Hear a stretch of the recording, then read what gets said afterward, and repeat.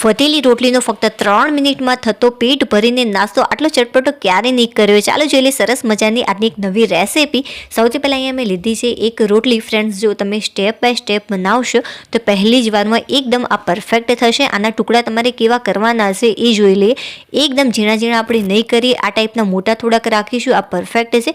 એકદમ મોટા પણ નથી રાખવાના, નહીં તો શેકવામાં થોડી તકલીફ થશે. અને હા ફ્રેન્ડ્સ, આજે આપણે વધેલી રોટલીની ફક્ત એક નહીં બટ બે રેસીપી શીખવાના છે. ખરેખર મોજ પડી જશે. અને આ જે રેસીપી છે પહેલી, એ તો ખરેખર બધાને ઘરમાં બહુ જ પસંદ આવે છે. આનો ટેસ્ટ છે એ ચણાચોર આપણે ખાતા હોઈએ છીએ સેમ એવો લાગે છે. તો જ્યારે પણ ચણાચોર ખાવાની ઈચ્છા થાય ત્યારે ફટાફટ તમે 2 થી 3 મિનિટની અંદર આ રેસીપી બનાવી શકો છો. આ રીતે જો અમુક મોટા ટુકડા રહી ગયા તો હાથ વડે એને કટ કરી લેવા. અને હા ફ્રેન્ડ, શેકવામાં જો તમે પરફેક્ટ રીતે આને શેકશો તો ખરેખર બહુ જ લાજવાબ બનશે.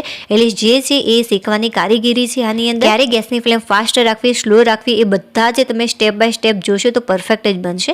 હવે મેં આની અંદર 1 થી 2 ચમચી જેટલું તેલ એડ કર્યું છે. અત્યારે તમને તેલ થોડુંક વધારે લાગી રહ્યું હશે, બટ જ્યારે આ કૂક થશે અને મસાલા આપણે એડ કરીશું ત્યારે એકદમ પરફેક્ટ હશે. તો જે શરૂઆતની ગેસની ફ્લેમ છે એ આપણે ફાસ્ટ રાખીશું અને આ રીતે આને મિક્સ જ કરતા જવાનું છે. થોડી વાર માટે તમે જોઈ શકો છો કે કટ કરેલી રોટલીમાં જે તેલ છે બધી જ જગ્યાએ સારી રીતે ભળી ગયું છે.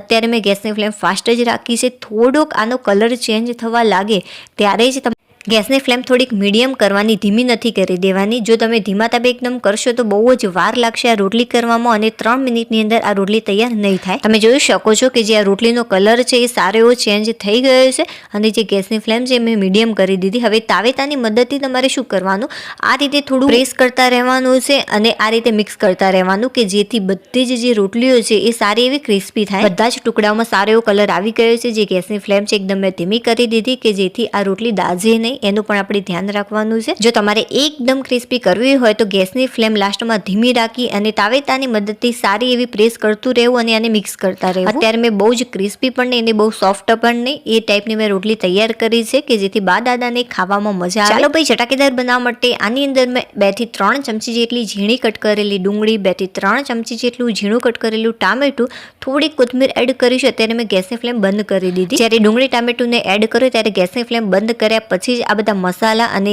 શાકભાજી તમારે એડ કરવાના છે. સ્વાદ અનુસાર મીઠું અને અડધી ચમચી જેટલું કાશ્મીરી લાલ મરચું પાવડર એડ કરી હવે થોડુંક ઉપરથી 2 ચમચી જેટલો લીંબુનો રસ એડ કરીશું. જે ગેસની ફ્લેમ છે બંધ જ છે. હવે સારી રીતે આને મિક્સ કરી લઈશું કે જેથી જે આપણો આ નાસ્તો છે એ ગરમા ગરમ આપણે સર્વ કરીશું. જે આપણે ટામેટા ડુંગળી એડ કર્યા છે એને આપણે બહુ કૂક નથી કરી દેવાના, એટલા માટે મેં ગેસ બંધ કરી અને ત્યાર પછી એડ કર્યા છે કે જેથી થોડા ગરમ રહે.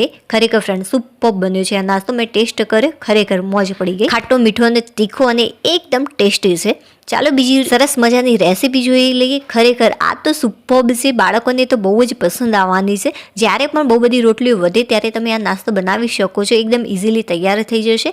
અત્યારે મેં એક રોટલી લીધી છે. રોટલીને આપણે આ રીતે કટ કરી લઈશું. સૌથી પહેલાં મેં રોટલીને ઊભા કટકાઓમાં કટ કરી લીધી. ત્યાર પછી ચપ્પાની મદદથી હું તમને બતાવી રહી છું કે આ રીતે તમારે કટ કરવાની કે જેથી બહુ જ સરસ આનો શેપ બનશે. બાળકોને બહુ જ પસંદ આવશે. આનો જે શેપ છે એ નાચોસ જેવો લાગે છે, બાળકોને વધુ પસંદ આવશે. ત્યાર પછી મેં લીધા છે શિંગદાણા. અત્યારે આપણે જે રેસીપી બનાવી રહ્યા છીએ એની અંદર શિંગદાણાનો ટેસ્ટ વધુ સારો લાગે છે.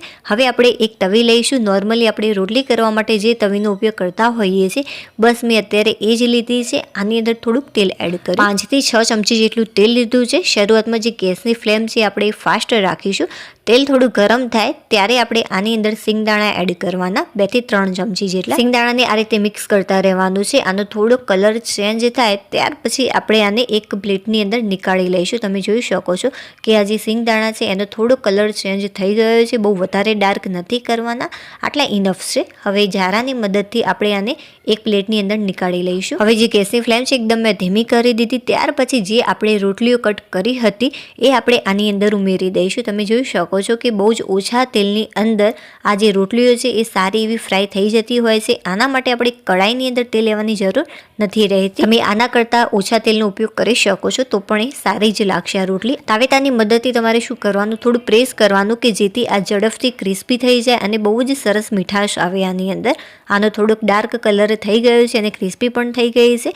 અડધી સેકન્ડની અંદર આ ફ્રાય થઈ જતી હોય છે. હવે આપણે આને પણ એક પ્લેટમાં નીકાળી લઈશું. આ રીતે મેં બધી જ જે રોટલીઓ કટ કરી હતી એને મેં ફ્રાય કરી લીધી છે. ચાલો હવે સરસ મજાના આની અંદર મસાલા કરી દઈએ કે જેથી આ વધુ ટેસ્ટી લાગે. જો તમારે મસાલા ન કરવા હોય, આ રીતે પ્લેન ખાવી હોય રોટલીને ચા સાથે, તો પણ તમે ખાઈ શકો છો, તો પણ આ ટેસ્ટી જ લાગશે. તમે જોઈ શકો છો સરસ મજાની એકદમ ક્રિસ્પી થઈ છે. ચાલો સૌથી પહેલાં મેં આની અંદર લીધું છે મીઠું. તો ચપટી જેટલું આપણે મીઠું એડ કરીશું, કેમ કે લોટ બાંધતા સમયે રોટલીની અંદર મેં મીઠું એડ કરેલું હતું, એટલા માટે થોડુંક જ એડ કરીશું. હવે 2 થી 3 ચપટી જેટલું આપણે કાશ્મીરી લાલ મરચું પાવડર એડ કરીશું, કે જેનાથી કલર અને ટેસ્ટ બંને બહુ જ સરસ લાગે છે. જો કોઈ પણ એક રેસીપી તમને પસંદ આવી હોય, ઉપયોગી લાગી હોય, તો પ્લીઝ વિડીયોને લાઇક કરી દેજો, ચેનલને સબસ્ક્રાઇબ